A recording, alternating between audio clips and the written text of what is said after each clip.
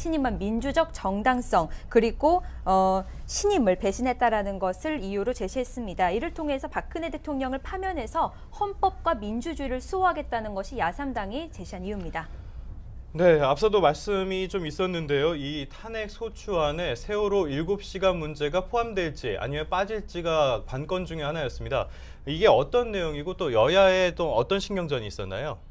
네, 새누리당은 이제 세월호 7시간을 탄핵소추안에서 제외해달라고 요구를 해오고 있습니다. 이 세월호 7시간은 박근혜 대통령이 세월호 참사 당시에 모습을 7시간 동안 드러내지 않았던 것에 대해서 야당이 공세를 이어갔던 부분인데요. 이 내용이 탄핵소추안에 포함이 되면서 새누리당은 조금 주춤한 기류를 보이고 있습니다. 왜냐하면 이것을 앞서서 터무니없는 정치적 공세라고 여권에서 공세를 했었던 데다가 이것이 공소장에 적시되어 있는 내용도 아니기 때문에 이 내용이 적시되어 있는 탄핵소추안에 찬성표를 던지기가 어렵다고 말하는 겁니다.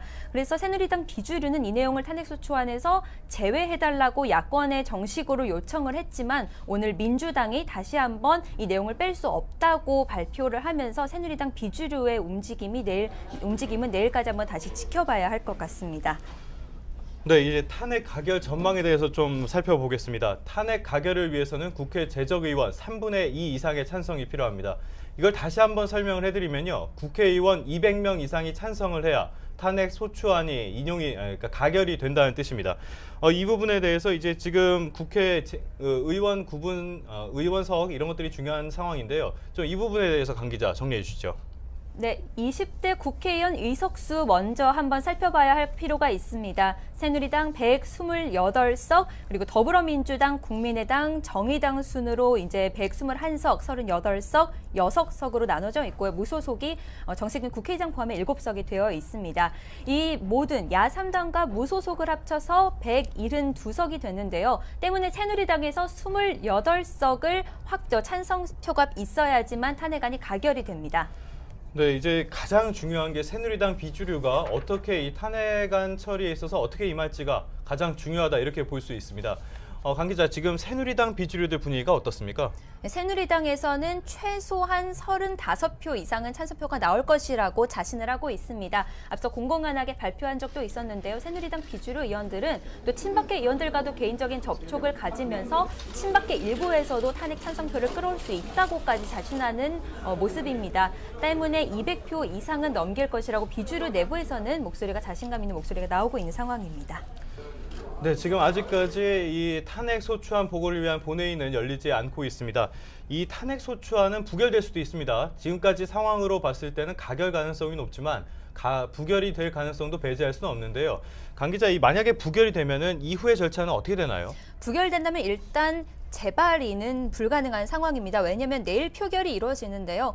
표결이 진행되는 내일이 이번 정기국회의 마지막 본회의일 뿐만 아니라 한번 부결된 안건은 같은 회기에 다시 심의할 수가 없다는 일사부재리 원칙이 있기 때문입니다. 하지만 또 여야 원내대표 여야가 합의를 해서 임시국회 일정을 잡아 다시 한번 재발의를 할 수는 있지만 여당이 이에 동의할 가능성은 희박한 상황입니다. 네, 지금 이제 중요한 내용이 탄핵 전망 또 여야에 미치는 내용 어떤 영향이 있을 것인가 이런 부분들이 중요하기 때문에 오늘 여당 야당도 상당히 좀 바쁘게 움직이는 모습을 보여줬지만 그 소식 전해드리기에 앞서서 이 탄핵 전망과 여야에 미치는 영향 어떤 것이 있을지 한번 짚어보도록 하겠습니다.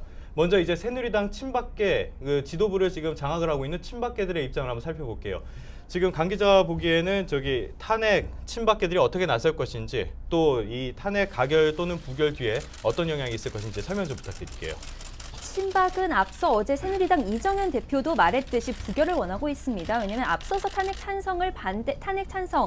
표결을 반대해왔기 때문에 압도적으로 탄핵안이 통과가 된다면 친박이 거의 패족 수순에 이를 것이라는 전망이 나오기 때문입니다. 때문에 새누리당 이정현 대표는 어제 부결을 원한다고 개인적으로 말하기도 했고 또 오늘 의원총회에서도 그렇고 오늘 지도부 회의를 통해서도 그렇고 비주류를 상대로 최대한 탄핵 반대표를 이끌어내기 위한 움직임이 거셉니다. 네, 일단 또 압도적인 찬성이 아닐 경우에는 친박계 입장으로서는 이 재개 가능성도 있다 이렇게 보고 있는 분위기 같습니다. 내일 표결이죠. 내일 표결의 핵심 역시 새누리당 비주류, 비박계라고도 할 수 있겠습니다. 이 비주류들의 지금 분위기는 어떻습니까? 비주류는 세월호 7시간이 지금 변수로 떠오르긴 했지만 어쨌든 자신들은 표결에 참석을 하겠다라는 공고한 입장을 나타내고 있습니다. 탄핵안이 통과가 된다면 비주류는 지도부를 즉각 사퇴를 다시 한번 촉구하고 비상대책위원회를 중심으로 하는 당 보수 세력 재결집을 시도할 것으로 보입니다. 네. 야권의 움직임을 간단하게 설명을 드리면요. 야권 역시 지금 가결을 자신하는 모습입니다.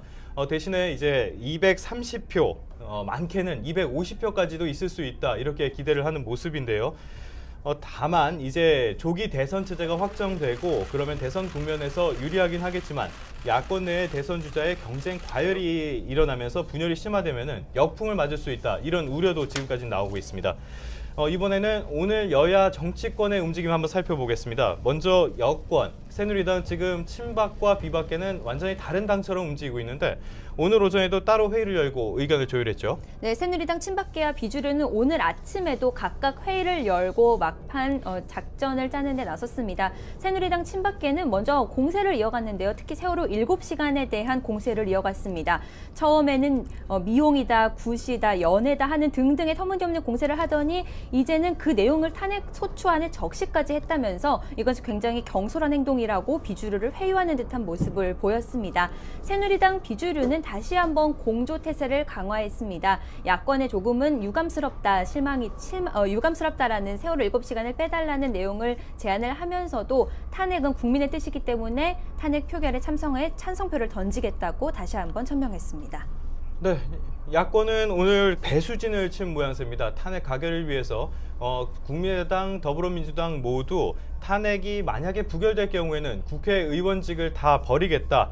이런 내용을 지금 사퇴서를 작성해서 지도부에 제출할 것을 제안했고 다 받아들이기도 했습니다.